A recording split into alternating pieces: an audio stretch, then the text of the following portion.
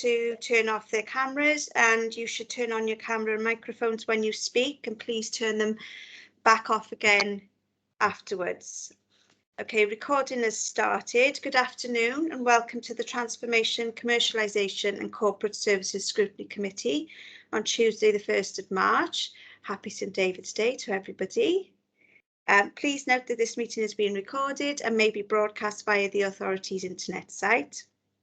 The images and sound recordings may also be used for training purposes within the authority. Okay, so if we move on to item number 1, apologies for absence. I understand we have apologies from Councillor Lee Davis. Yes, Chair, and from Gethin Williams, our co-opted member. Okay, thank you. Okay, moving on, and any declarations of interest?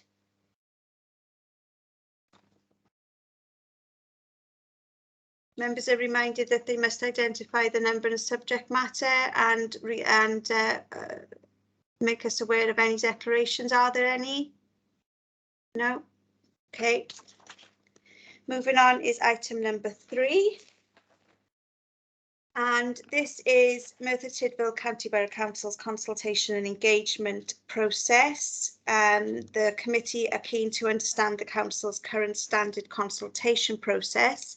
And this has been brought a few times now. I believe this is the 3rd time, but we finally got there. So thank you to Kerry and the team for the continued patience with this agenda item. The main purpose of this was to identify the needs and make sure that the process is fit for purpose, and explore some of the reasons why some of the recent consultations have received some negative feedback within the public arena. So it was more for us as a committee to look at the process to see whether we could provide that service as being a critical friend, and look to see whether there's any lessons to be learned and improvements for the future. So with that in mind, normally at this point in the meeting, I would refer to the officers to do an introduction. But as explained before we started, we're going to go straight into questions this time because time isn't on our side this evening. So I'd like to make sure that we give each agenda item the attention it needs. So with that in mind, if I could refer you all to page 5, and we'll go straight into questions.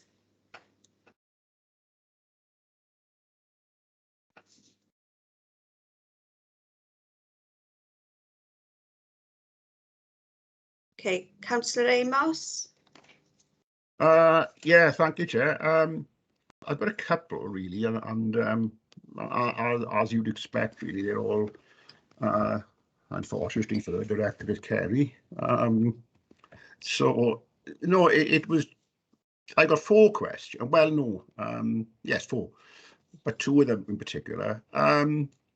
Firstly, do you want me to give all 4, Kerry, or do you want me to one by one? One by one, be easier. Thank you. All right. Well, my first one was how, when you make these consultations or engagements or whatever you call them, do you think, are they open to abuse? And what I mean is, can more than one person respond? How do you ensure that only the people who have been invited to comment, such as stakeholders, residents, or whatever they are, only they respond? Do you have any mechanisms in place to stop that? Unfortunately, if it's a public consultation, anyone can participate in it. They may not even live in the county borough. So we've got no control over that, really. But I think obviously if it does matter to individuals, then they will give comprehensive responses, so that it is affecting them, or the impact on the changes to service delivery will affect them. With regards to question about abuse, again, can't have any control over that, and you will see that any consultation or engagement goes out, there will be keyboard warriors. But ultimately, we will always listen and take on board the feedback regardless of who's responding, and look at the consultation and try and shape it so we address any concerns anyone has. So really, when we say, you know, we'd like to hear from you as X or you as Y or whatever particular interest is, there's no way of stopping someone who doesn't fall into any of those categories from responding. Yeah. Sorry, I didn't. Something broke up then. No, sorry.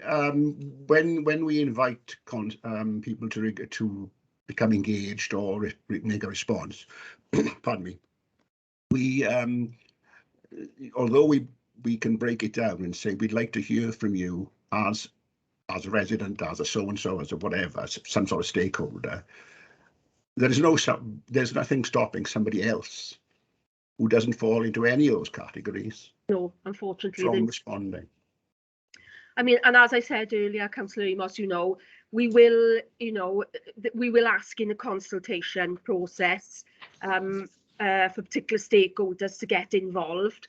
We will do, as we've seen with the recent 3 to 16, direct mail shots to houses which potentially are all affected. So we will try and do that. But again, you've got no control over anyone who's participated in the consultation. Sorry, Vic just wants to add something here. And just to add to that, Councillor Amos, there is a way that we can check IP addresses so that we can see if multiple responses have come from the same IP address. So we can identify that. That's good. Yeah, we can also limit it to one IP address per response. However, we don't tend to do that, because what we wouldn't want to do is restrict somebody in a household with maybe one device that they're able, you know, one computer or one laptop, and then, you know, maybe a husband and a wife or people with multiple family members within the same household using one device. We would then restrict it to one answer per household. So but we can certainly look at the raw data and look if the IP addresses, if there is a repeat IP address being used multiple times. So there is a way of sort of gauging it a little bit, but no, in terms of, you know, restricting it to certain criteria of people, you know, we can ask for things like email addresses and names and address, but then you have to have that balance, that cross check then, don't you, with and that adds a whole other element to the process. Just to add to that as well, Councillor Amos, in a recent consultation we did actually ask for people to submit their email addresses so we could respond to them with the outcome of the consultation. Yeah, no, I just draw the comparison really with, I notice, I'm hardly ever on Facebook, as you know, but I do notice that you have these daft polls on there, such as, you know, I don't know, this is a daft example, but these are my choice of the best 5 films of all time. What was yours, you know? And I notice if I said The Shawshank Redemption, I can't go back in and vote again, even if I come in 2 weeks' time, because I voted on that particular one. I cannot vote again. So it seems simple enough if an ordinary member of the public can do that, make the poll meaningful. Why we couldn't?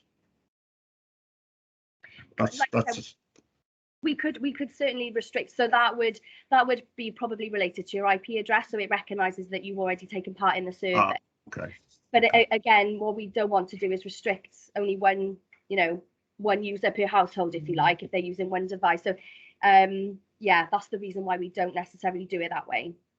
Okay. Just as well on your question about certain stakeholders, there are consultations where we don't go as wide as, you know, all public. For example, you know, we've done road safety consultations previously where we've consulted first during a phase 1, for example, with just residents, specific demographic, geographic history, and we've only then had those responses from those stakeholders, but obviously, and then gone wider within phase 2 and opened it up to the public potentially.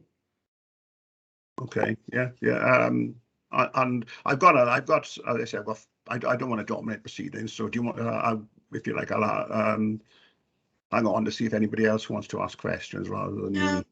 go on, Councillor Amos, you're okay. Go ahead. I can't see any other hands up, but the other thing is when we give options for different things, do we ensure that both or which all of them are deliverable? I mean, that they're meaningful choices. Well, going back to, I know something, Councillor Amos, you've always badgered me about with regards to the difference between... I don't badger you, Kerry, come on. No, the difference between engagement and consultation. So that's what the engagement process is to work with our stakeholders to identify feasible options to put forward as part of the public consultation. So that would mean working with our stakeholders, working with our relevant officers to, identify that those options that we put in forward are, that we can deliver on them then. Okay, yeah, that's fine. It's called co-production process. So right, so when we say X, Y, or whatever, these are the choices, and we can deliver them all. Yeah, well, yes, within reason, we hope. Okay, that's all. My other, looking at my other two questions, really, they're more observations than anything else, so I can come back on those. Okay, thanks, Chair.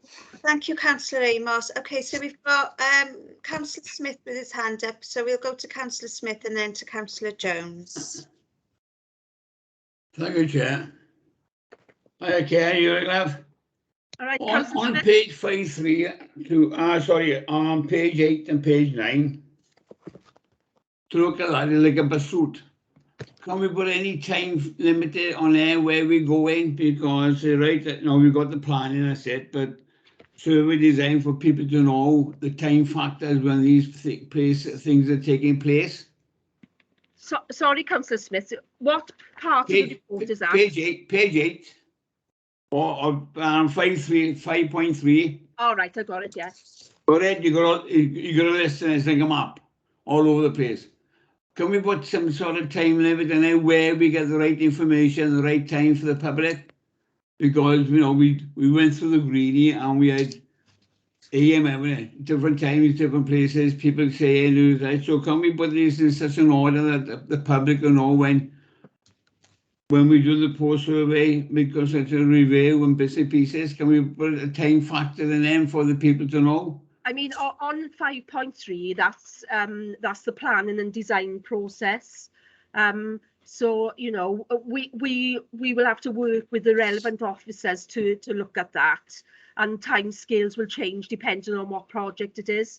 But, we could give some indication how long each stage of the process would take.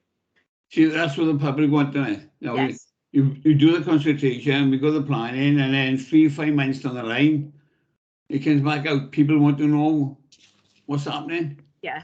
So we could work that way. Yeah, and that's what we always aim to do is we asked, you said, we did process. So we close in that loop and we show in people, we did listen to you when this is the outcome of your consultation. Yeah, great. That's one straightforward for me, because I've gone through this and it's going to be difficult to operate. Yeah, appreciate that, Councillor Smith. Thank you. Thank you, Councillor Smith. Any other questions? Bill? I'm taking it off. Still I'm old, man. Take my time. Okay, Councillor Jones. Thank you, Chair. Can I go back to something that I think Councillor Amos touched on, and that was we don't seem to have a clear ability to differentiate between residents, electors in the County Borough of Merthyr Tydfil and those outside the County Borough boundaries. And I give as an example, I think the elected members here, not other officers, know. And that was in relation to the city status, which was quite controversial amongst the keyboard warriors. And what actually it worked out was that there was something like 1%, if that, of the electors in the county borough had responded to it. But if you looked at the consultation and the numbers, it didn't equate. So there's that aspect of it. And how do the results that come in from the public, I assume that they're all, well, initially, it could be all anonymous. So you haven't got a clue where they're coming from. And as in going back to the city status, when I looked into that, you could vote at least 3 times, you know, and I don't know, 9 or 10-year-olds could vote as well. So there's something not quite right, because we're in the digital era, and if somebody hasn't got a laptop or work it, you're sunk. So could you give an answer, Kerry, to the points I've just made there, please? Just first for clarity, with regards to the city status, that wasn't a public consultation, it was an engagement. So it was seeking the views of those living businesses and residents of County Borough, whether they wanted us to proceed to participate in the city status. So I think that's the difference there. With regards to our normal public consultation, if you look when you participate in one of our surveys, you will see it will ask you, are you a resident? Are you a business? Are you a young person? Are you a governor, etc., for example, in the 3 to 16? So we do have that data there when it comes to our public consultations. Unfortunately, just going back to what we talked about earlier, there is no way in really seeing if someone from outside the county borough who don't fit into that group, you know, we know that if they participated or not. We just expect people to be honest. Well, that's that's the problem, isn't it? And going back to it's this business of differentiating between a pure consultation and engagement. And going back to the city status, you know, for me, it was a consultation, but it was a consultation that was being done particularly and mainly on people's computers. And if you ask a member of the public and stop them and say, tell me the difference between engagement and consultation, you'd have a few different answers, I would put to you. So I think we have a problem there. Councillor Jones wants to come in a second. Yeah, hi, Councillor Jones. Just with the city status example, we did Facebook polls and we did social media polls, so they're sort of different to what we would do within a smart survey. You have less ability with those in order to sort of capture the data. You can see how people are answering, but you don't then have the data to drill down to in terms of, you know, where these people are coming from necessarily, or, you know, you might have a name and then their response to the question. Had we proceeded then to a public consultation, we would have used our smart survey software and gone into far more detail. We would have been able to ask questions. Are you asking as a resident? Are you asking as a business owner? So I think, you know, obviously that engagement process where we put the feelers out in terms of the city status option, obviously, you know, overwhelmingly people voted no on that poll, and then obviously it was decided then not to proceed with the application. But had we gone ahead, we would have gone into, like I said, far more detail using our smart survey software. We do ask people, as Kerry said, you know, I've got a consultation due out shortly for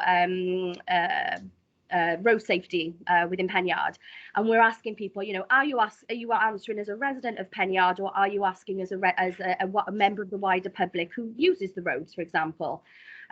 Because we do like to understand then, and we drill down further into the detail, we do like to understand, you know, how have residents answered in comparison to potentially how road users have answered, you know, people who live in the area who are dealing with, you know, road safety issues and parking issues, for example. So we do ask those questions. Unfortunately, you have to, there is an element of relying on people to be honest. And just to add to that, you know, I'm a resident of RCT, and I've participated in RCT consultations, and it's a similar process. You know, they don't ask for my address necessarily, they don't necessarily ask for my postcode. I could be anybody, you know, I could take part in a Cardiff consultation if I wanted to, but I think a lot of the times you're relying on people to be honest, and also, you know, I guess if they are living without the boundaries and have an interest in the area, maybe they just drive through, you know, like I said, or work here. It's a difficult balance, and you know, the more questions that we ask in terms of you know, people's names, addresses, ages, all that kind of thing, we get into the GDPR element of things, which can be sometimes quite tricky. Yes, honesty is a wonderful thing, but I'm afraid, unfortunately, it's not in abundance everywhere, and there lies a problem. The other issue, as I see it, is the fact that, you know, some of these consultations are quite controversial, so you'll get those who are opposing to it getting in there, giving you views, but those who are in favour of it, and you've said so in the report, there is nothing like usually the respondents who are opposed to it. So how do we overcome that aspect when what we need from these consultations is a true reflection of what the public or the community are feeling about it? So Councillor Jones, yeah, thanks. I agree there that we have to do that.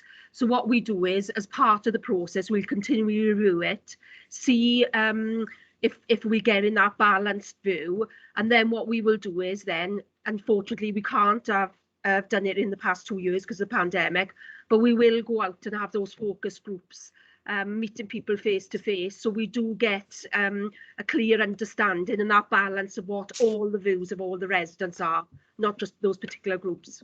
Right. So when this blessed pandemic has disappeared into the mist, we may be going back to having public meetings as well.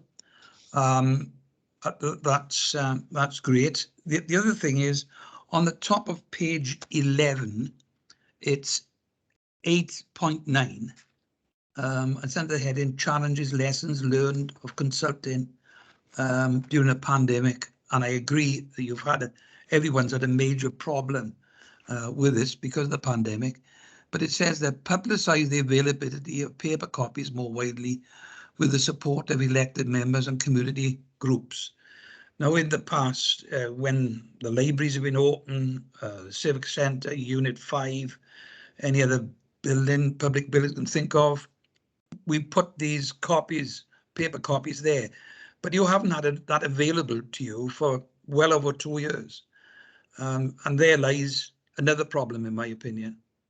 Actually, no, that hasn't been the case, because in the 3 to 16, we have actually worked with some of the elected members within those wards, and identified certain community hubs where we can leave hard copies. So that's been quite beneficial. I know Councillor Smith and a couple of the other councillors have identified areas where they know there's a lot of footfall. So we've left a lot of hard copies there. And we managed to go into some of the schools as well, the feeder schools, to do some engagement programs. Okay. And then come into the big one, the capacity issue. I read somewhere, the same as RCT, you've got consultation officers. And obviously RCT's got bigger authority more than this. Am I right in saying you've got one officer who sort of concentrates on consultation? Right, you're shaking your head, we haven't. But during the capacity exercise, it was identified and agreed to increase the staffing there with you. Has that been done? And is the officer in place? Yeah, the officer is in place, but that's comms and consultation. But unfortunately, that was only replacing a vacant post that we had a long time ago that we had to put up as an efficiency. But as you said, Councillor Jones, yes, I mean, we are juggling a lot of balls with regards to comms and consultation compared to other authorities. But we have, you know, we are on par with our other local authorities. It's just making sure that we always abiding by that relevant legislation, which we're very fortunate. We work with RCT in partnership, but in an ideal world, we would have dedicated consultation officer, yes. Right. And one last question, Chair, is on page 9. It's under response rates, paragraph 661. It says naturally consultation response rates are typically no higher than 1 to 2%, and the response rate of 4 to 5% would generally be regarded as high. Yes.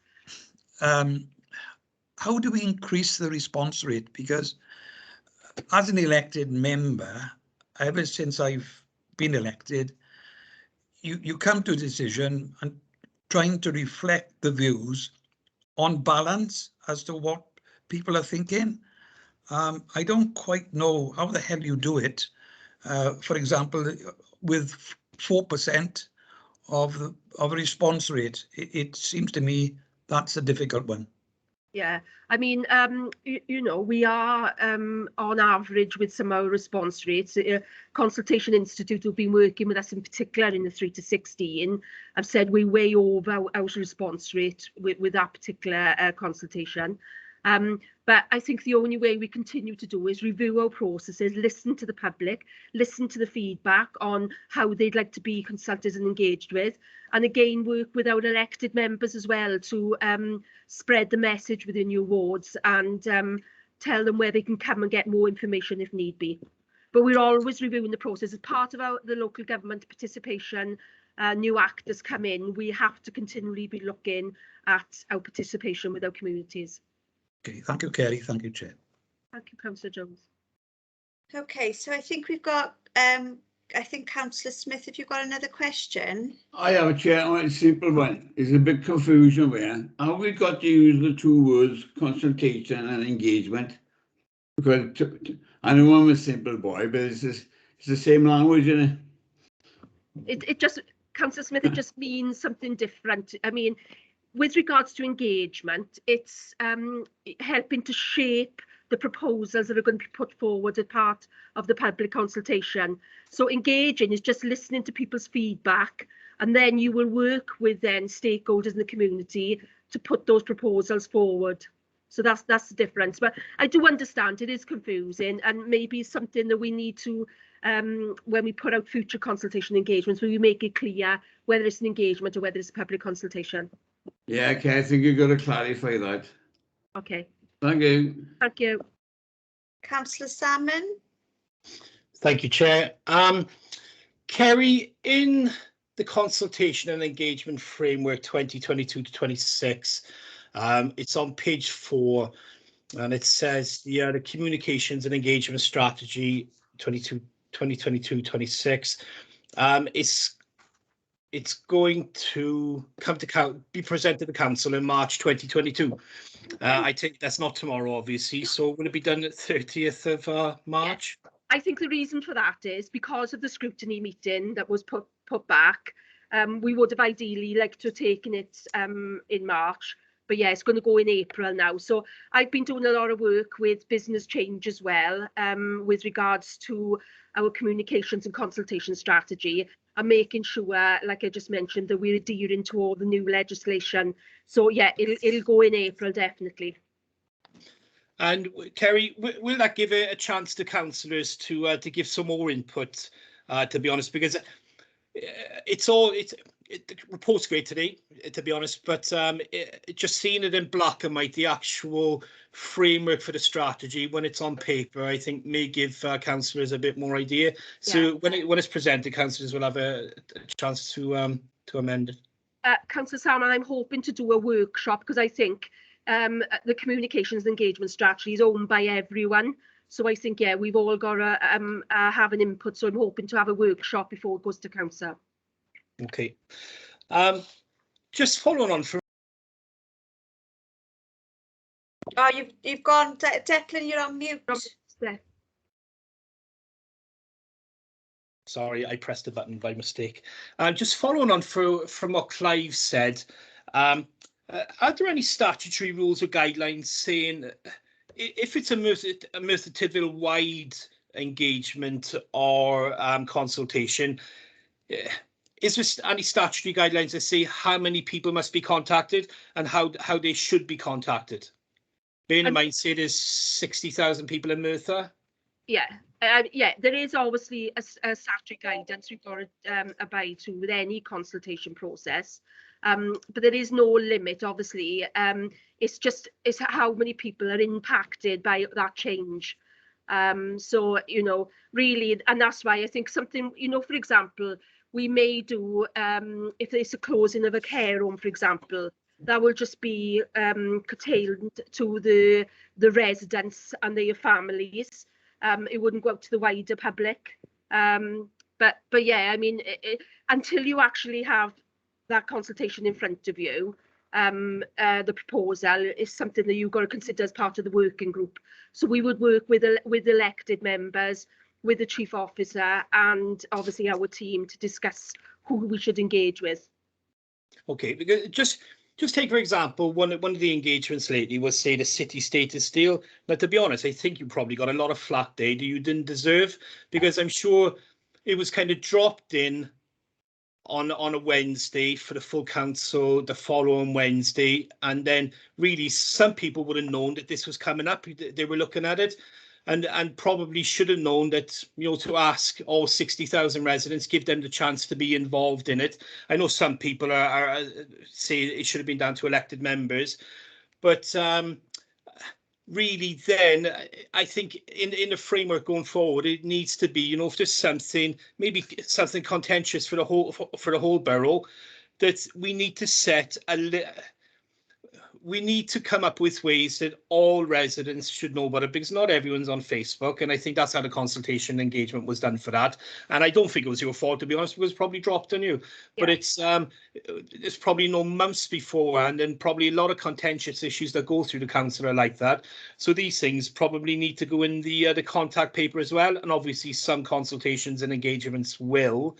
But because that's given to every household, then every household will be told then, or it can be told after, well, it was sent to your house, you should have known about it.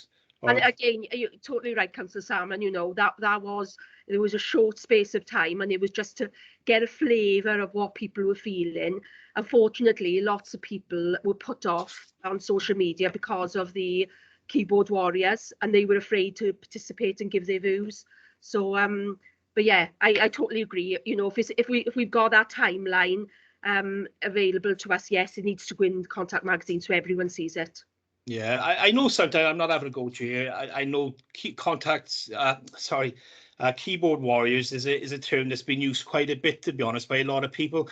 And sometimes I don't even think they are keyboard warriors. They're just people that are frustrated with everything that's going on, how the council's working, how not just the council, but how everything is going, and their frustration comes out in it. So sometimes I don't think they are keyboard warriors. I think they're just frustrated people, and they could see issues within our town that maybe should have been looked at beforehand. And I think that just frustration came out. That's it. Thank you, Carrie. Chair, can I just come in there very briefly, just to touch on what Councillor Salmon said in terms of contact and reaching the household. Ideally, we'd put all consultations within contact. Unfortunately, we only do 3 issues a year, and timing doesn't always work out that way. But just as an example, we did contact, so delivered to every household just before Christmas. I think it was the Christmas edition, and we advertised the budget consultation and the residents survey within there. And we offered, this is the link to where the survey is within Smart Survey, so if you're able to do it online, great. If not, you can ask for a paper copy. Out of 26,000 households, I think, we've got requested 2 paper copies, and the response rate for that, the consultation in at the end, I think, was around the 500 mark. So just to give you an example of, we've advertised them in contact. People weren't requesting paper copies necessarily, but even so, we're having reached all those households and being advertised on social media, etc. The response, and also we offered £100 Tesco voucher, because there was a lot of questions, and we appreciate we wanted to incentivise people to answer the consultation. We still only had around the 500 mark, 550 maybe. This is an example. I just want to come back in there. Yeah, I'm not saying Merthyr Tydfil. There was a lot of complaints about the different engagements and processes that have gone on lately, to be honest. But I don't think it is a Merthyr Tydfil only problem, to be honest, because I've seen a Welsh government engagement or consultation process was held lately regarding, I think it was regarding tolls in Pontypridd, something like that, and the response was it was absolutely terrible as well. And I think if you look at the turnout in the last elections, there were 27% of residents, and to be honest, I think people are frustrated, and maybe there's that apathy there, and they don't, they think that nothing's going to change. And I think we need, with this whole process, when it comes out, say in April, I think it's up to the council and probably up to elected members to get it over to people. Listen, you need to come out and vote. You need to get involved in these consultation processes and engagements. To get your feeling, to be heard, to be honest. So yeah, I think going forward, yeah. So it's not just Merthyr Council, it's everyone. Yeah, that's what we were just talking about. Is just making sure that going back to the we asked, you said, we did, and closing that loop, so people have confidence and trust in the council that we are listening and responding to their views. Thank you, Councillor. Thank you both, and thank you, Chair. Okay, so last questions are Chris Davis, Councillor Chris Davis. Yeah, Councillor Skinner, obviously I'm not a formal member of the committee, so I won't be asking a question, but if it's okay, I'll just respond as the portfolio member really to some of the things, particularly that Councillor Salmon said.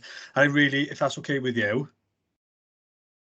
Yeah, go ahead. Yeah, no, it was just a welcome, I think, a really balanced, approach by members, and particularly Councillor Salmon's comments really about the draft consultation and engagement framework. And I'm really pleased. I think certainly over the last year we've done quite a number of member workshops, which I think members have found really, really useful. It's part of consultation and engagement, definitely enough. So I think it'll be really interesting when we go out to members. And Kerry, I think we can send the draft of the consultation and engagement framework to elected members with a date, I think, and ask for some comments. And that'll be an acid test, I think, Chair, of how well the 32 members here can do in terms of a bit of a test for them, whether they can respond on a consultation and engagement strategy opportunity. But I think the workshop will be great. And I think Councillor Salmon's absolutely right what he said. I'm not going to refer to residents as horses, but obviously you can take people to the water. You can't make them drink. And I think we can try as many opportunities as we can to consult and engage. And it isn't just down to officers as a big and key role for us as members as well. We are here democratically elected to be that voice for people, but also to be that way and tool to engage them and encourage them to, get included and involved, and for their voice to be heard, not just in the council chamber, but in the decision making right across the organisation. So thank you so much for, as you said, Councillor, this has kind of been a bit of a protracted, time getting here, but it's here and it's at a good airing. And, we want to be transparent. We want to be open. We want to be a listening council. We want to hear what people have got to say, so we can make, as members, when we're making decisions, we can make the right decisions, and we can feel informed that, that voice, that, representation of people is in the consultations and engagements that we do. Thank you very much. Okay. Councillor Amos, did you have another question? Yeah, I did say at the very beginning I come back from another two penneth. Chair, it's just really now it's to Kerry really. How does she think we can help her? Obviously, is it more? Does she need an extra member of staff? Does she think there's mileage in the divisions actually framing their own contribution, their own consultations, and her being used, and her division being used to simply sign them off and give the final okay that they're okay to be sent out. Is what's the role?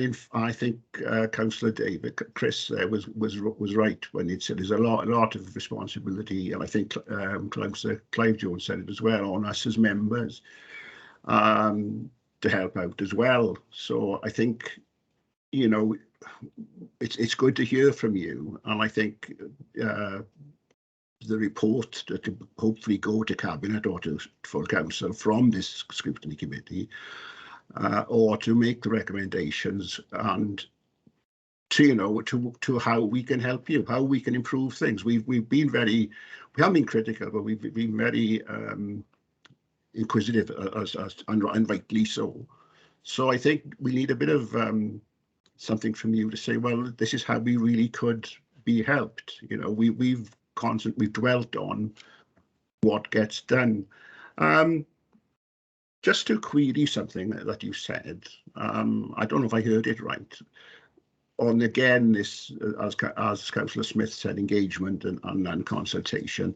Did I hear you right that you said, well, we use the engagement process as more or less a precursor to a consultation? Is that what you said? Yeah, so what you do is an engagement, a co-production, seeking the views, will help shape what options are going to be put forward as part of the public consultation. So right. Yeah, I did hear you right there. The other thing is, just an observation, is I think we all got to be careful, and I think Declan mentioned as well, in this day and age, the term keyboard warrior, I think, is misused, because years ago we had people who felt frustrated and who felt they wanted to express their view, that they wrote letters to newspapers. And now they have modern technology, they can do that far more quickly by posting on Facebook or Twitter or whatever. So Councillor Amos, I hate to interrupt. I just want to. I think there was a question in there, but that you didn't necessarily ask, and that was around. You didn't put it to Kerry. You said something about how can we help as elected members. Yeah. So could we put that out, Kerry? Yeah, of course. Thank you, Councillor Amos. Obviously, I'll have a discussion with my chief officer and my cabinet member and within the team, which is the best way forward with regards to capacity. But like with any consultation, I think that the most important thing is to keep reviewing it and see us as a local authority corporately what we need to have successful and meaningful consultation with and engagement, may I add engagement as well, with our communities. I mean, that's really forward. It's really important, rather. So that's what we'll be doing looking forward now. Al and I have talked about this as part of the capacity exercise and what's needed moving forward. But we never get everything right. It's like any consultation. You have to evaluate it at the end of the process, look at lessons learned, etc. But you know, and that's what we do after everyone. And we got to be honest. We will make mistakes, but as long as we rectify it in the next one. It wouldn't be human if you didn't make mistakes. So. Okay, no, thank you, Chair. That's me done. Alan, did you want to add something? Yes, if I could. I mean, there's been some excellent points made, and there's a thread running through what Councillor Salmon, Councillor Jones, and Councillor Amos have said. I think there's a couple of things for me. There's that crystal clear agreement across elected members about what the priorities are for the council, especially the next council, to make the lives of the Merthyr Tydfil better. And I suppose one thing that we might have missed with lessons learned, we engage with the public, but do we engage enough with all the elected members? Because obviously the role of an elected member is to represent the communities. So before we actually go out and engage with the public, I think there needs to be far more engagement with elected members to agree what those those areas of consultation are going to be, so that the council has a consistency about how it's going to approach its priorities. But it's an excellent point, mate. Well, it's funny you should say that, actually, Alan, because I've got my notes here and I've written down, actually, Kerry mentioned co-production. You know, could we as elected members be more proactive and get in at that sort of development stage, because we know our wards better than, you know, we're best placed to know, we're representatives of our wards, we're best placed to know our demographics. So could we be involved in, you know, in those earlier stages and consulted and engaged with us more effectively that way? So that was one of the things I was going to say in summing up as a question. And then finally, my other question was just around, you know, it was really heartening to see Section 8. It was something that I'd requested and discussed with Kerry previously, so that was really, really appreciated. But just a question on that, and it has been touched on, Kerry. I just wanted to be a little bit more direct with the question, and that was, you know, we know that sometimes we have capacity issues. We're a small local authority, and I wonder, you know, if there are capacity issues, are we confident that the measures we've identified in Section 8, are we confident that we can achieve those and we've got the capacity to do so? Yes, yeah, we can do that. But as I said, you know, we do know that we need more of a resource for consultation, to have that dedicated consultation officer. But yeah, we're confident that we can deliver. We're just following, you know, our normal process. But the lessons learned here are ones that we needed, I think, because of the pandemic. Certain things weren't done. But we need to reflect on those and go back to that solid process that we had in place before. Okay, and then just finally, Kerry, will you be able to, will it be relatively straightforward to do that engagement with elected members a bit more proactively in the future? I've talked about it recently, so it's just putting it in as part of the structure now. So yes, it shouldn't be a problem to do that. Brilliant. Okay, so I think that's it on questions. Has anybody got any comments? I know comments came in a little bit through questions, but has anyone got anything particular they'd like to add in? No? Okay. Just from me as chair, just to say again, thank you to you and the team, Kerry, for your continued patience.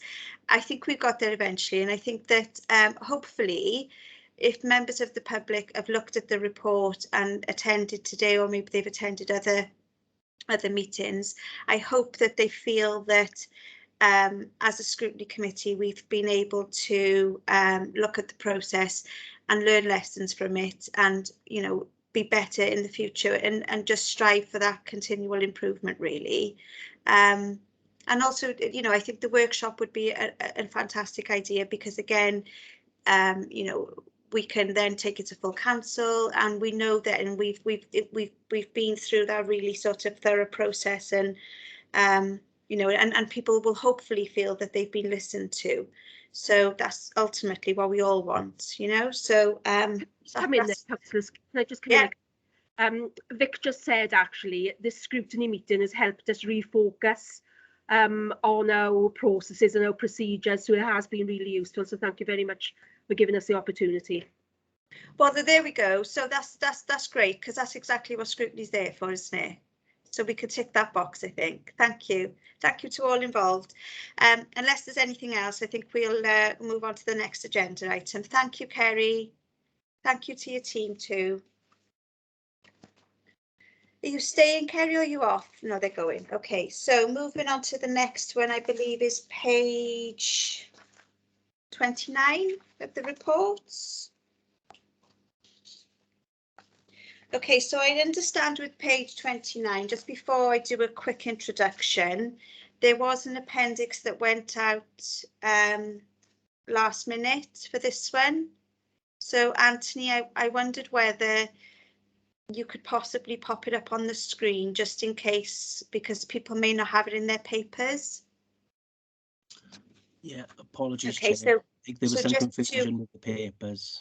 Yeah, so what I'll do is, if I just do a brief introduction of the item, And then Anthony, I'm not quite sure if you caught us earlier saying what we're going to do with this meeting is we're going to go straight into questions. Right, okay, well, I missed that. Yeah. Okay. Okay, so so this report, the key focus is on the strategic overview and contribution to future policies, rather than offering a more detailed outline of operational concerns, which of course would be presented in the Governance and Audit Committee. The outcomes from this committee should feed up to inform this agenda item to maximise output and avoid duplication. Today's committee members seek to identify how the lessons learned throughout the delivery of Focus on the Future. This is a look back at the whole of the 5 years, and wellbeing in our community will inform the development of the next iteration of the corporate plan. So with that, what we will do now is go straight into questions. And does anybody want to kick off and start the question process? Sorry, Chair, did you want the appendix to be shared on the screen? Yes, please, Yeah. Anthony, when you can. Yeah. Yes, please. Okay. Safe, sorry, can you share that, please? I know Sean's got it as well, if anybody's struggling to get hold of it. Yeah, I'm thanks. just trying to put it now, Antoine. Thanks. Give me a sec.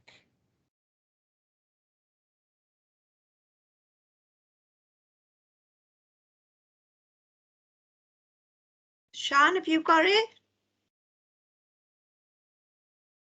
Sean there? Yes, yeah, I got it. I'll say for you, are you pulling it up? Do you want me to give you a minute or two? If you have it there to hand, Sean, you could pull it up. That'd be great. I wasn't. Yeah.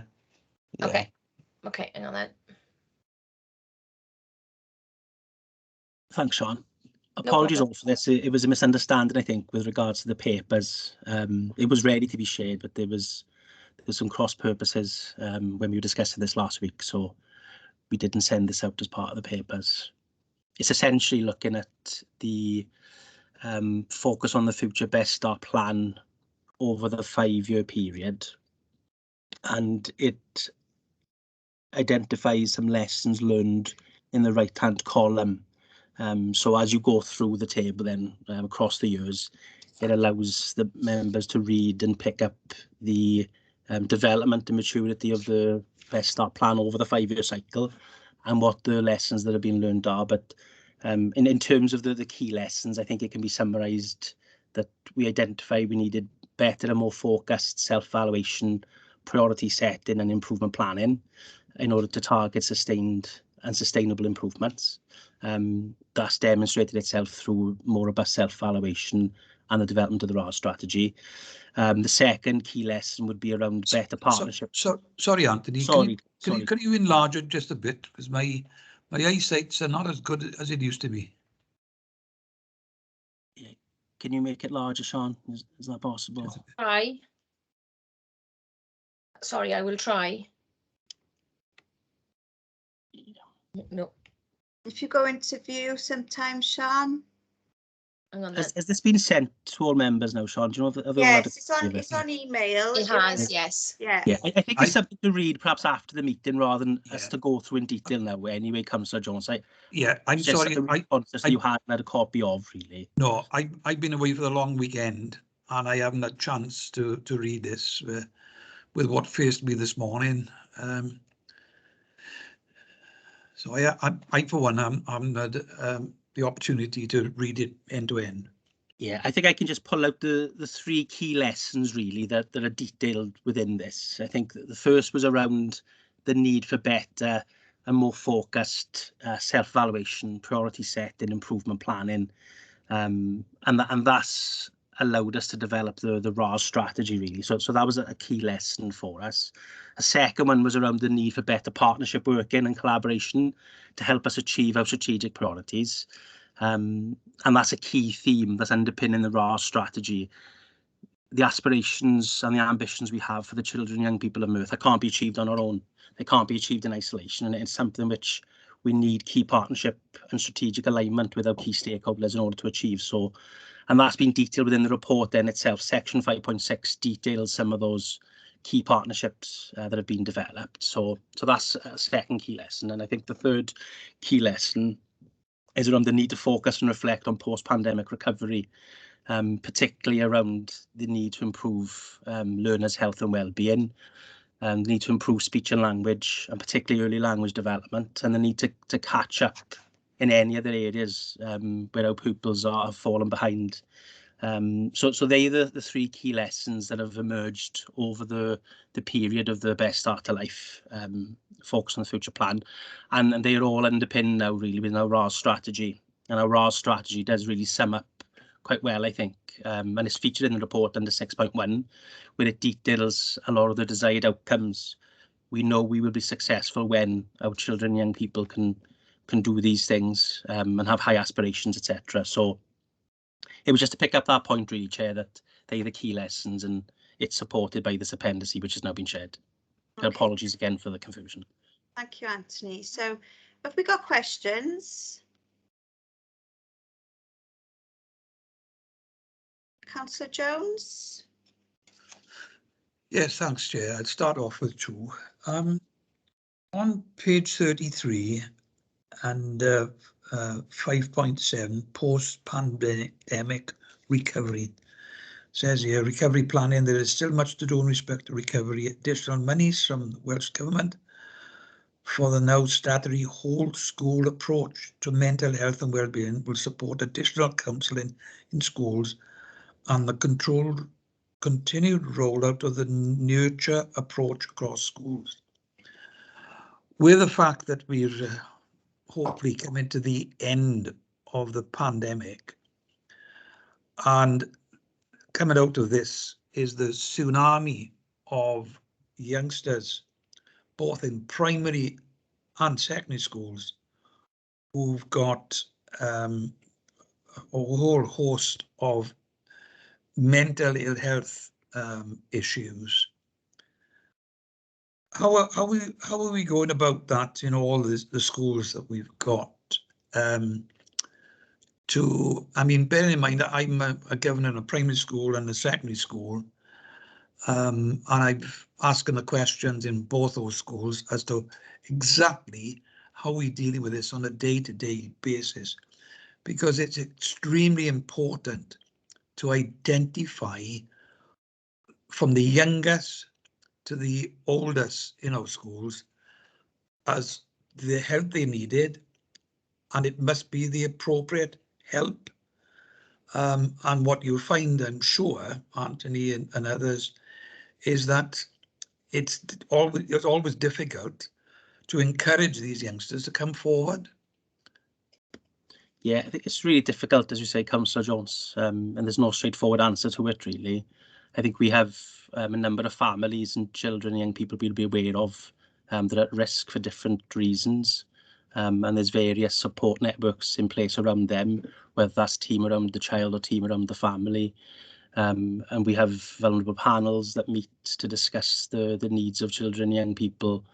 We're using different tools in the schools to be able to better assess and evaluate young people's well-being, so we can measure that and then we can track progress against that.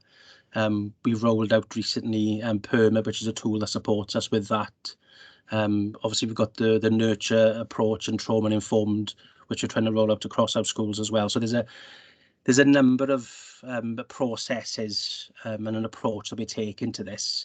There's not a one-size-fits-all, and we'd be very much aware of that. But we're trying, where we find something that's working, we're trying to ensure that gets rolled out and is recommended to schools as far as possible. But schools will have a toolkit then, essentially, of different things they can utilise to be able to target and improve the well-being of their pupils, essentially. Schools will have family liaison officers that they've appointed to be able to, help provide that targeted support to the families and to the children. So there's a range of measures. I know a report was taken.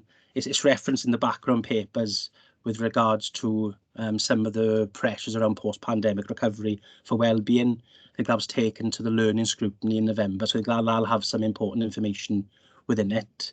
If you wanted further detail on that, then really.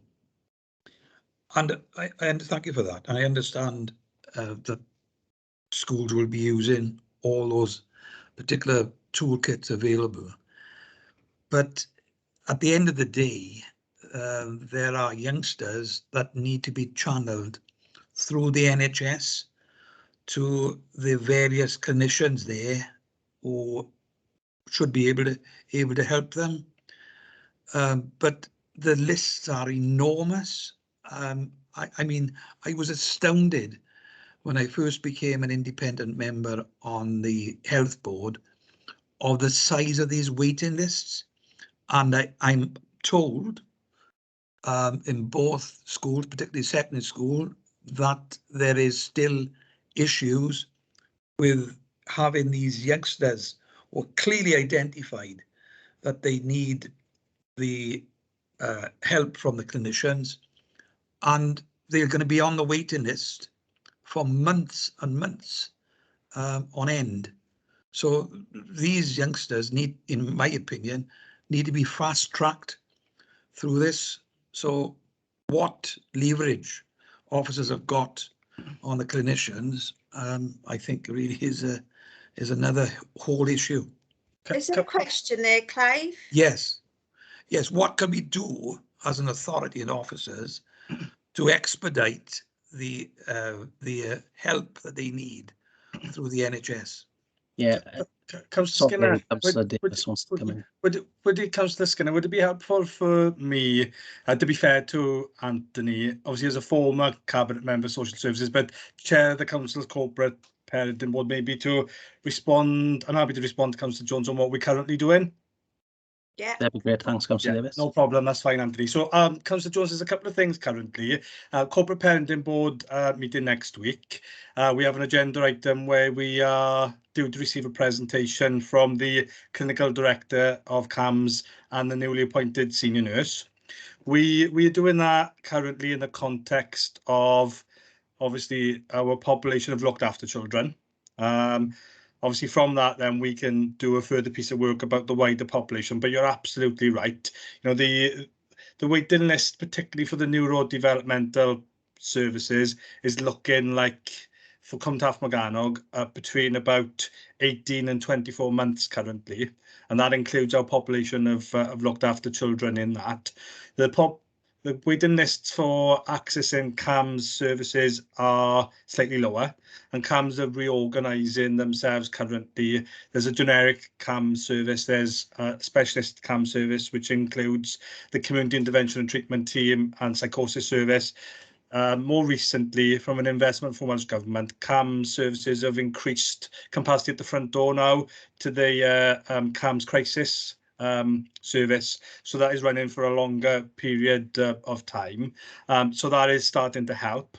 Additionally, CAMS, Anthony has mentioned the work that's been ongoing in respect of whole school approach, and obviously the CAMS service have had a pot of money to map out and do some work, and have increased staffing capacity for some posts within CAMS across CTM to do that mapping of full school.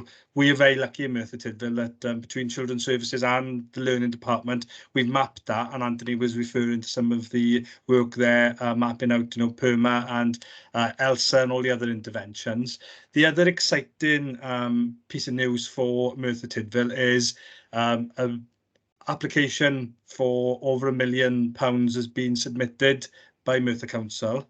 It's a co-designed, co-produced piece of work that I know Councillor Skinner will be pleased to hear, between the council and Merthyr Tydfil Borough-wide Youth Forum in terms of the youth cabinet for a pot of money called Mind Our Futures, which is around young people's emotional well-being and mental health. So we had our interview with the National Lottery Community Fund last Monday. We are going to keep everything absolutely crossed now that we hear good news, because that will be a really exciting development for Merthyr. Alongside, and I finish here, Councillor Skinner, and I'm happy to take any questions, alongside a piece of work that's been done by Lloyds Banking Foundation, which is unique to Merthyr Tydfil. We're the only community in Wales. The other 5 communities are in England, where they have committed to 10 years worth of systems change work. Some of that is going to be around the health service, is going to be around how we change the current system of appointments with clinicians, which is just not working. You will know, obviously being in your role as chair of obviously Cwmtach Maganog Mind, formerly Merthyr the Valley's Mind. In terms of our Merthyr Tydfil Partnership for Mental Health, Maria James has recently offered to join us, and we're really keen, because what the young people are saying to us is clinician appointments are all very well, medication is all very well, but we need therapy, and not just talking therapies, but we're going to be talking about music therapy, art therapy, pet therapy, and we're really keen, and I'd love the opportunity to meet with you and Daisy to talk through with some other colleagues how we can access some of the money to do what our young people absolutely need. So hopefully that's been helpful for you. Thank you, Councillor Davis. That's great to hear that up-to-date information. Thanks. I've got another question, Chair. Yeah. Thank you. It's in top of page 35, and it's under the heading where we want to be. And it says there, leave primary schools literate, numerate, and digitally competent. What is the current percentage of pupils that in primary schools are not up to those levels of literacy, numeracy, and being digitally competent? For the primary schools, they're not mentioned there, but obviously the same question would apply to those in secondary school when they leave secondary school. Have we got those percentages, and more importantly, the numbers? No, we haven't, because we haven't been, that data hasn't been collected by Welsh Government for a few years now. Previously, they would measure based on expected levels at the end of key stages. And then that was tracked and baselined across Wales or across your family of schools, etc. But that's no longer the case. So that information is not currently sort of monitored and published. It's part of the move to a new accountability framework across Wales, and the need to ensure that these measures are measuring progress and that they're useful. They're not just providing accountability measures which have been felt to be punitive previously. So I know there's ongoing discussions regarding that nationally, and there's work on a new school improvement guidance framework, which is expected at some point, I think, this year. And there's discussions which Andrew will be involved with locally to work with a consortia and our head teachers to pull together a progress framework that's useful within our schools. They'll be useful for us as an authority to measure the progress of our children and young people, but also for the schools themselves. So I'm not sure if Andrew wants to add anything more to that. But in terms of the actual data, to answer your question, Councillor Jones, we don't actually have that at the moment. Before Andrew comes in, I just, as an elected member, I just think that we need to know where we are with that, because if, for example, in primary schools, they are not up to standard and not fully literate, numerate, and digitally competent, I, for one, need to know where we are with the numbers. Is it minimum number, or is it, there are more than there should be? And I understand what you say about the accountability issue, but I think as elected members, we need to know what the numbers are in that respect. Yeah, I agree. I would add to that, how can you map progression if you don't know where you're progressing against? Yes. Yeah, I think it is key. We do need to know where all our learners are really, and I think that is understood and agreed. It's just what measures do we use to be able to identify that, and then what are those measures used for, other than tracking progress in terms of accountability. So I think there's a bit of tension around that, but that's part of the ongoing discussion, and we are looking to move that forward in Merthyr.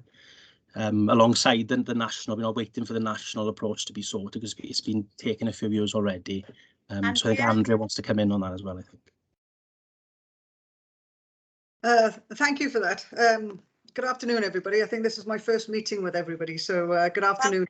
It's a very difficult question to answer, and I apologise that we can't give you specifics in many ways, but it is an ongoing piece of work, and it's against a backdrop of changes within the different measures, the restrictions placed on data and data sharing and information regarding that. So we have set up a working party with head teachers to look at how we can take this agenda forward as well. And just before half term, we actually did a survey with schools to look at the type of data that they're currently using, the type of information that they're using when they're collecting that, to try and gain sort of agreements in a sense of what information that we can utilise that can be shared. Now, that's also against the backdrop of the new curriculum as well. And obviously that's due to start its first sort of iteration in September in primary schools. So it's a grey area at the moment because the assessment part is a little bit lagging behind where the curriculum development is.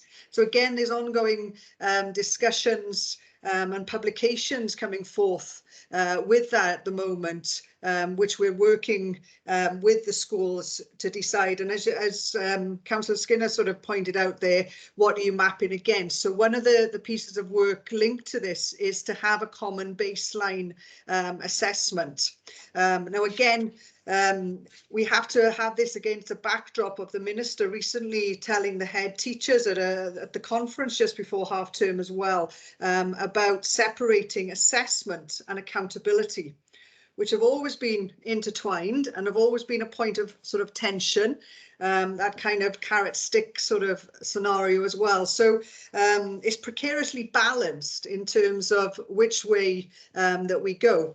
But you're right in terms of elected members needing to know where that progression is, and likewise the schools needing to know that. What are expected levels and outcomes against a new curriculum as well, because levels no longer exist in the new curriculum as well, and it's set against sort of progression steps which are much wider.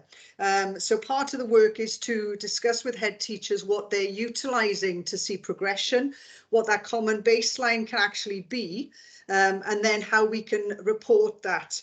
And we also have to remember that there's more to progression than just a data outcome. So from one point to the next of what learning actually looks like, and learning, as we know, isn't linear either. So not all children will progress at the same pace, the same level, but they might actually get there just at different times. So that sort of ongoing work, but against the backdrop of moving forces constantly with regards to new guidance, new information, and the new curriculum as well. And that's set aside for Key Stage 4 and in secondary school. Obviously, there's been changing. The measures were sort of put aside in 2019, and then we've had a flux in terms of the last 2 years and centre assessed grades. We're now moving back to examinations this summer.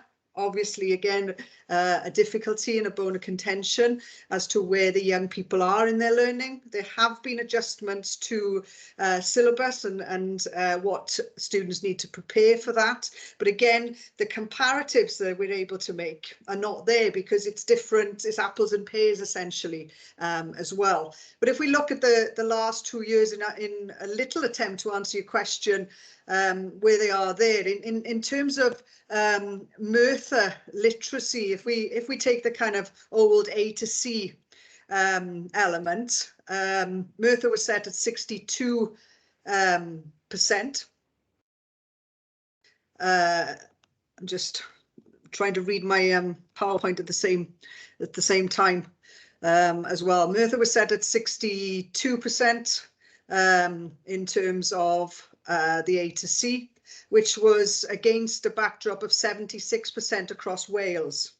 Now, bearing in mind those are centre assessed grades, they're not through examinations, so the way in which schools will have come up with that will have some variation as well. So there is still a lagging there in terms of Merthyr, and it is a key area of our development plan to move the agenda linked to literacy forward. In terms of numeracy, again, if I can take the sort of A to C there, it's 59.9 in 2021 against a 67.9 Wales figure.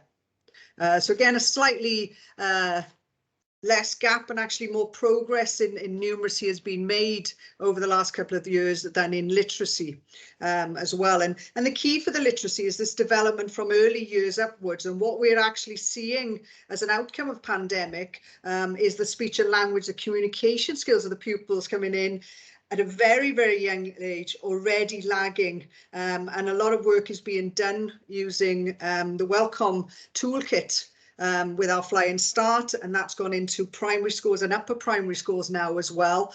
There's vocabulary work and oracy work going on in the secondaries. There's also writing projects going on as well. So there's a lot of sort of focus in these areas, but it's a difficult agenda in a sense to move. In terms of science, could we, sorry, Andrea, I'm just conscious of the time. No problem. Because we've got a few other questions. Clive, did you have any other questions? No, not at this stage. Thank you, okay. Andrea. Thank you, Chair. Apologies. Councillor Smith. Thank you, Chair. Can I go back on the speaking language? Because I was in a meeting a week before half term with all the teachers in going to school. And out of there coming out, they've got a speaking language for them coming through. Some can't put 2 or 3 words together. So, you know, we had all this before speaking language, everything else. And it's like to myself, nothing seemed to be improving, because one part is we're not getting the parents in supporting us. Because once you get the parents in supporting you, perhaps the children will work better, because years ago you used to have the reading with the parents, you come in, and that's not there. So, and don't forget, some of our parents in the same boat. They left school, no qualifications, they can't put something together, they can't put words together. So how can we work that together to improve it? Because when I talk to the teachers in the school and see their comments and how they want to change, it's like we're not getting nowhere fast. And it's annoying me. I feel a bit annoying. So the question is, how can we work? Yeah, how can we move on? Because we've had this for years. We want really clean the table completely, start fresh, take it forward a new way. Okay, could we just have one answer to this question, because we do need to move on. Yeah, Councillor Who Skinner. wants to take it? I'll take it, Councillor Skinner, because Cabinet's been having this conversation, obviously, just prior to the Estin inspection about levels of speech and language related to literacy, and we're going to be having a poverty summit, the Cabinet and Corporate Management team with officers, poverty summit the first week of April. I don't know whether elected members have seen, but obviously there's been a commitment between Welsh Labour and Plaid Cymru to roll out the universal offer of Flying Start universally across the whole of Wales to eligible 2-year-olds. So obviously it's one of the things that we want to build into from an early years perspective. We need to start it there. We need to start the interventions. You know, they do the welcome baseline assessments. We want to look to introduce things like Elclan, Pop-At Bill, some of the really tried and tested interventions. Obviously that rolls into the Read, Write, Ink and other literacy and reading programs within schools. We need to see what the Welsh Government come back with in terms of what the consultation is going to look like for the new Flying Start programme. But, you know, there's going to be a health component. Right now, there's a strong focus on health visitors, as you know, Flying Start health visitors, but we need to be challenging and holding the health board to account for where they are. Very similar to the point that Councillor Jones raised about neurodevelopmental services, CAM services, speech and language services, again at an 18 to 24 months waiting list. So there's more that all of us need to be doing. You're absolutely right. It's got to be a priority. It's got to be something, or that the health board with the local authority, you know, social services and the learning department and our partners in Flying Start and early years will be all tackled together. So following the Poverty Summit, we can come and provide a workshop and a briefing to members, and hopefully that's helpful, Councillor Skinner, to all of you, but particularly for Councillor Smith. Okay. Sorry, Okay, Chair, can I come back a second? Councillor Smith, I'm just conscious that you Yeah, and the don't- Labour don't. members need Yes, to that's right for now. 15. Chris, I'll accept everything you're saying because we already got Flying Start in place now in a lot of areas. But how can we change it? Because these kids are in school. All what you just said, not going to affect them kids, right? Them kids are in school. How can we change the system as we speak in? Because it's not going to work otherwise. And you can put all these figures in, what we're doing, what we're trying to do, but these children in school, same as in 15 to 16, they're in school now and they're going to come out with no qualifications. How can we change life for them now to make it better? And that's the bottom line to it. If I can just come in there briefly, if that's okay, Councillor Davis. Yeah, of course you can. Smith, Yeah. I think another thing that we've recently rolled out across our schools is the Welcome programme, looking at early language development and then language development across the school. So that's currently a work in progress in terms of we've baseline children, but then measuring progress as they move through different year groups and as they progress through the programme.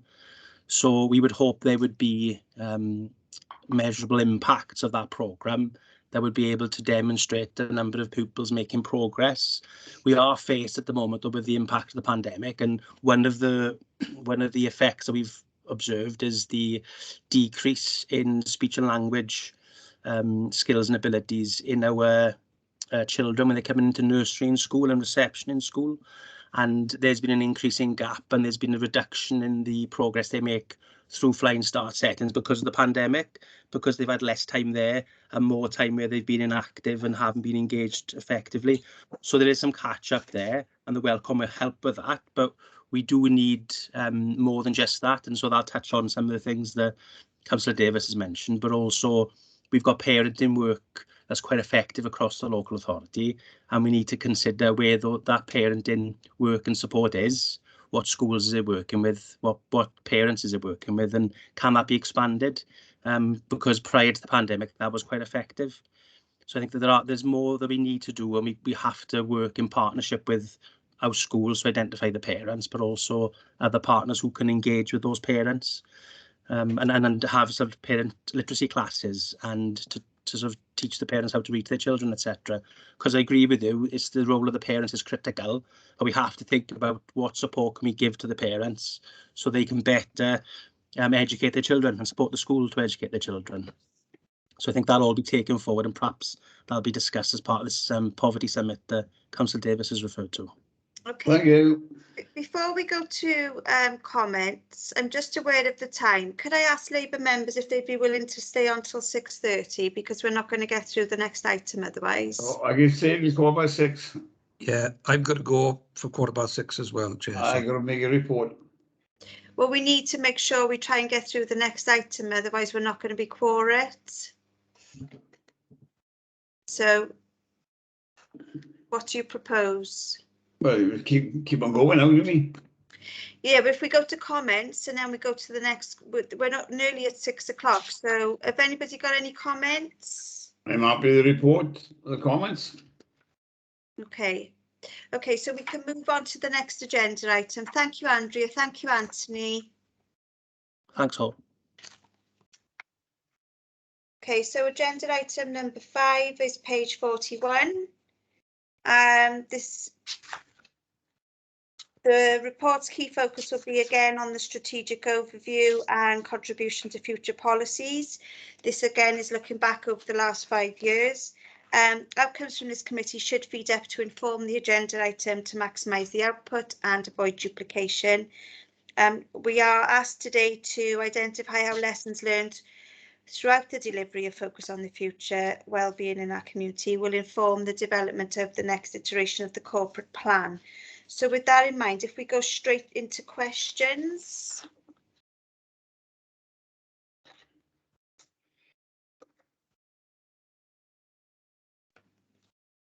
Have we got any questions? Anyone?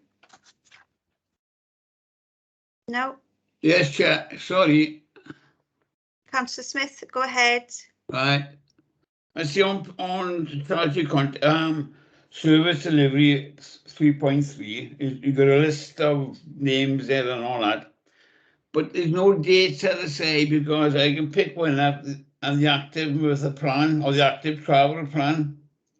Now, they've been doing that now, consultation for the last 18 months in the Gourness area. And they just keep rolling on. People ask when's it going to happen. And the first thing we say, oh, we're waiting for funding. We're doing the best we can. But then, Dave, if there's no date at the side, this is going for the next 10 years. It's like the first week discussing all the consultation. There should be dates in there where we hope to finish it, where we hope to complete it, and where the funding's coming in for us to know what's happening. Alan, did you want to take that one? Yeah, thanks. Yeah, I see what you mean, Councillor Smith. It would be helpful with the strategies to actually put the date where the last iteration of the strategy actually took place, and the next iteration. My understanding with the active Merthyr plan is a rolling plan. So there's a plan produced on a 2-year basis. So the consultation would inform the forward plan. That's my understanding with that. There's no one here from active Merthyr, unfortunately, but I'll just use that as an example. We're going to say like a town centre plan. Everybody's asking what's happening in the town centre. So it's all dates that should be put in that place for us to know on where we get the information and where we're going. Yeah, point taken, Councillor Smith, and we'll amend that on any further submission. Okay, thank you, Councillor Smith. Any other questions? Councillor Jones? Yeah, thank you, Chair. On the same point that Councillor Smith has raised on page 42, it refers to the local development plan 2016 to 2023, but surely we've consulted very widely about the new local development plan, and we've got that one will be in operation, and I presume has been adopted by local authority, should not reflect the current situation and into the next, whatever it is, 9.5 years. Yeah, that's correct, Councillor Jones. That's an error. Right. Okay. My other question is on under 7.3. Third one down. No, sorry, second one down. Train station development to include Bottom High Street and Giller Street. I think this has been on the cards for quite some time. Can you tell me and other members are in where we are with that? And it mentions Giller Street, which I always thought was the other side of the bridge. So can you clarify issues there? And where are we at? When's that due to start? Because this was all going to tie up with the new bus station. Yeah, okay, Councillor Jones. When we refer to Giller Street, it's actually the Giller Street car park area. So it's all part of the development linked to the back of the train station. So we will jump in now, but currently our plans are progressing quite well about the initial operational and strategic designs for the new train station, which, as you rightly identify, is a transport-led regeneration to link the bus station and the train station.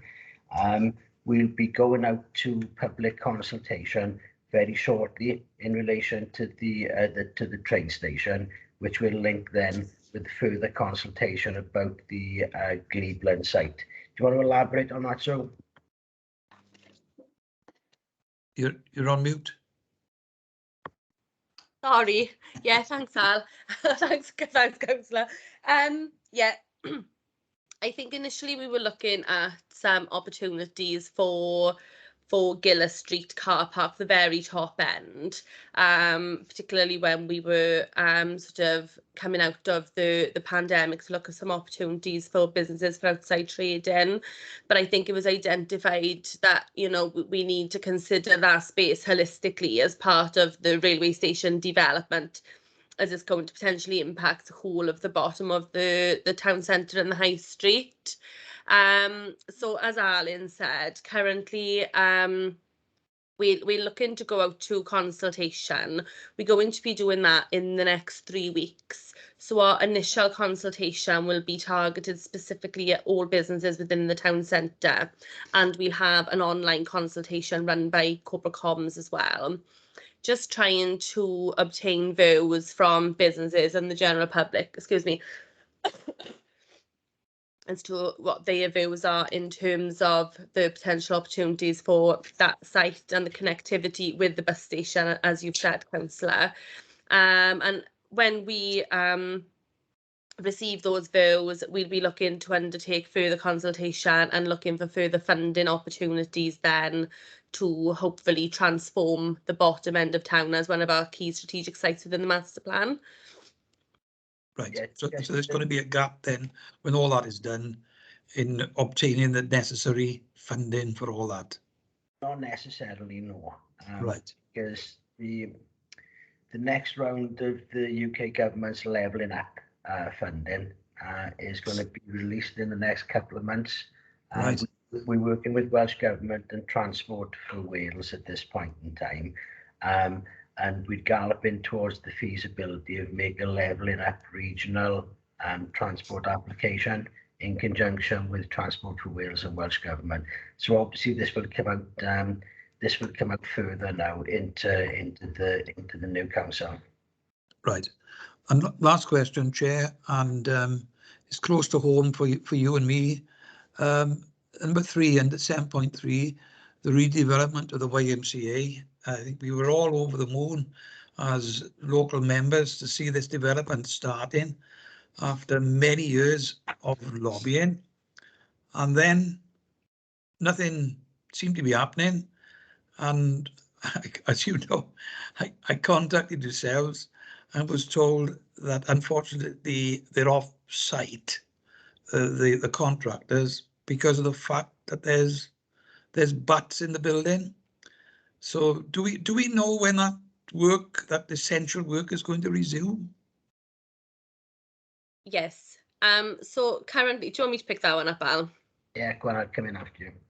So currently, I'm hoping this week you should see some further activity on site.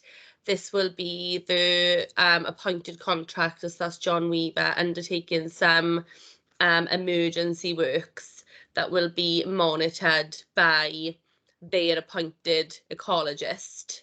And currently we have a license in with NRW for our to secure our license for the ecology, and then hopefully work will commence on site then. So it's for a matter of a short few weeks then? Yeah, it's going to be a few weeks. You'll see activity for about 2 to 3 weeks now, which will be specifically the emergency works. Right. There'll probably be a further gap then of a couple of weeks where they will be off site, but we're anticipating the end of April, early May, that those works will start. And that's when we'll start to really ramp up our programme again, start engaging with the residents. There should be some further information coming out from the contractor, and we'll be, you know, you'll really see some changes on that site and hopefully start building. Okay, thank you very much. Because of the funding profile, Councillor Jones, the main funder is Welsh Government through EFOS European funding, which is quite a substantial amount. That is time limited, so the start date is critical and just is dependent on our NRW licence. Okay, cheers. Thanks very much. Thank you, Chair. Okay, I think, is that all the questions? I think so. Yeah, any comments? No, Just to, I mean, I guess just from a perspective, Chair, just one quick comment, just to say that, you know, this is one of the areas in the last 5 years where I think that, you know, obviously all areas we've seen progression and significant investment and lots of positivity, but I think this particular one is really, really heartening to see, because it's right under our noses. We can see it every time we walk down the, you know, walk to town, and you know, it's just to say thank you for, you know, the effort, the continued effort that the team put in. And you know, every time we see a new building being regenerated and a new a development coming to the town, it's always a really good thing. So thank you to you and the team, Alan. Yeah, thanks very much, That's a pleasure. No worries. Okay, thank you both, and see you soon. And with that, we shall move on to the next agenda item, which is the cabinet, our forward work programme. There isn't really a lot to say on the forward work programme, other than there is a agenda item from the work programme that we've been trying to get all year, and I think we maybe even tried to get it last year as well, and that was where we tried to invite the Citizens Advice Bureau along. So we've been unsuccessful, unfortunately. I mean, obviously that's completely understandable with everything that they've been tackling, particularly through the COVID pandemic. You know, they've been in my mind, one of the emergency services for people in need. So completely understand that, but it would be really lovely to still get them along if things ever calm down for them. So we're just going to put that for the next, whoever is chair of the next Scrutiny Committee. I'm going to be recommending that they take that into the next work programme. And again, if there's any, I've got a few items that I'll be taking forward, recommending that we take forward, and you know, if committee members have got any thoughts or views on that they'd like to ensure continuity, please let me know, and I'll make sure that they're included in my leaving report, in my final report. So that is the forward work programme. In terms of feedback and follow-ups, the only thing that's really outstanding is HR, but that is one of the things that I'll be recommending gets taken forward for the next work programme. And then reflection and evaluation of the meeting. Oh, Councillor Amos, you've just popped your hand up. It wasn't until you spoke earlier on, Chair, that I realised that this may be your last committee. No, there's one more. There is. Okay, I was going to say ta-ta. For a bit longer yet, Councillor Amos. It's in April. But yeah, one more and then I'll be done. So you can all give me a clap then and be rid of me. Yeah, so just in terms of reflection and evaluation of the meeting, just I don't think any of the officers are here now, but just apologies for the fact that it may have felt a little rushed, but we had to make sure that we were quora today, and I think you know, I think that was more important really. So yeah, and then finally, there's any other business. I don't have any, so on that note, I shall leave you all go, and I'll see you all. I won't actually